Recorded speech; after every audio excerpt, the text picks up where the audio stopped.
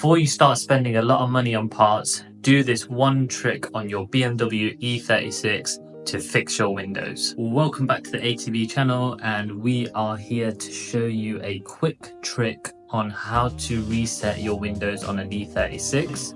So be sure to follow along and I'll show you the step-by-step guide on how to do this.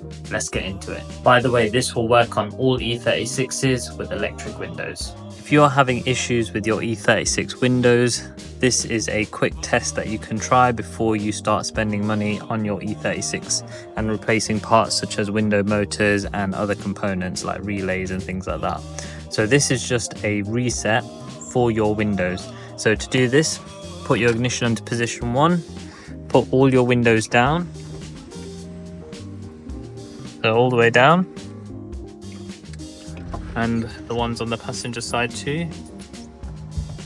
Right, once that's done, turn the key off, jump out,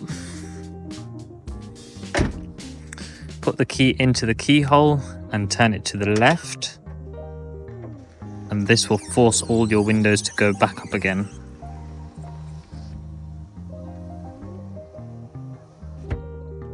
Once done, that is now reset your windows. So that's told the BMW that what the parameters are up and down, and it's completely reset the windows. It's definitely worth trying this before you replace any parts or start changing anything or further diagnostics. But yeah, that's how you reset all the windows on your E36. Just want to say thanks for watching this video. If you find it useful, be sure to subscribe, and we will see you on the next one.